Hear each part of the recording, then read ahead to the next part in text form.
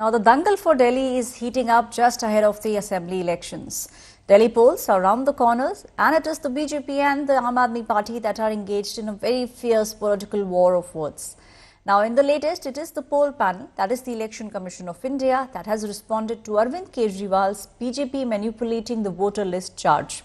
Election Commission has put out clarification on the draft electoral roll process and has even said that the final voter list will be released on the 6th of January. This after the Aam Aadmi Party Supremo claimed that the BJP was trying to tamper with the voter list in Delhi under the scheme that they are saying is Operation Lotus to influence the upcoming Delhi elections. The BJP is, however, rubbishing all these charges, and they are saying that it is the Aam Aadmi Party that was trying to manipulate the voter list by adding name of the minorities. In fact, the Delhi Assembly elections are scheduled to be held in February 2025, and we are seeing a big war of words and a tug of war taking place between the Aam Aadmi Party on one side and the BJP on the other.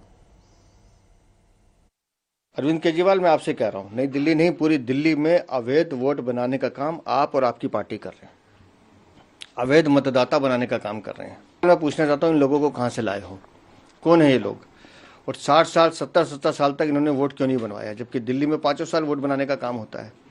तो एक गहरी साजिश की ओर दिल्ली को धकेला जा रहा है।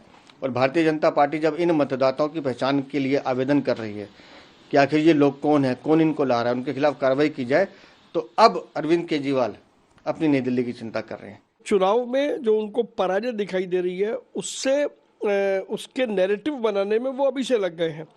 इसलिए वो कह रहे हैं कि भाजपा वोट कटवा रही है। अरे चुनाव आयोग कोई जेबी संस्था है क्या? चुनाव आयोग के क्या अपने कोई मापदंड नहीं है? और अगर हम कोई कंप्लेंट करते हैं कि डुप्लीकेट वोट हैं, तो वो एक प्रक्रिया के अंतर्गत यदि वो वोट कटते हैं तो उसको वो कैसे कह सकते हैं कि भाजपा ये करा रही है?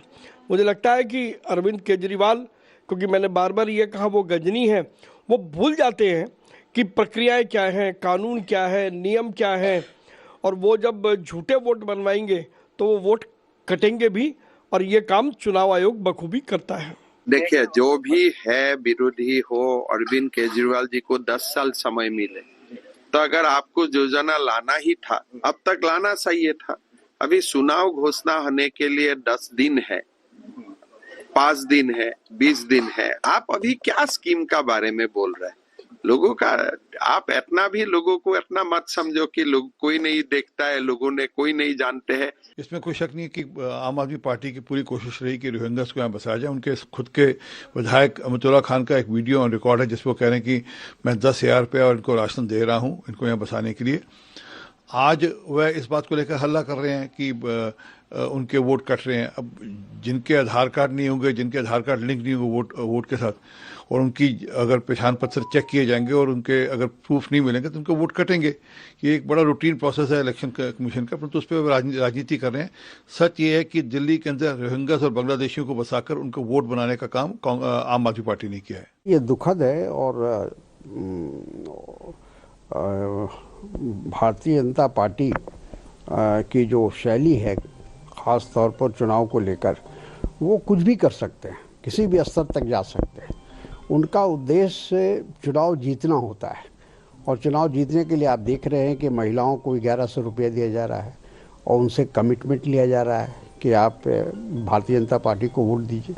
तो ये जो हमारे देश का जो लोकतंत्र है, ये किस स्तर पर जाकर मामला रुकेगा कहना मुश्किल है। लेकिन इस बीच 11 साल से सरकार में है तो पहले भी कर सकते थे।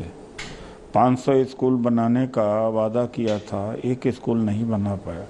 जब चुनाव आ गया तो 2100 रुपये देने का वादा किया, वो भी आप सरकार में हैं। मॉडल कोड ऑफ कंडक्ट लागू नहीं हुआ है। आप योजना बना के, स्कीम बना करके लागू कर सकते थे, यानी तो पोस्ट इलेक्शन की बात क्यों? मूर्ख बनाना वो जानते हैं कि बजट में घाटे में है, कर नहीं सकते हैं। वरना पंजाब में 2 साल की सरकार चल रही है जहाँ पर एलजी का कोई दखलंदाजी नहीं है, वहाँ क्यों नहीं दिए? तो ये तो बिल्कुल फ्रॉड है, झूठा है।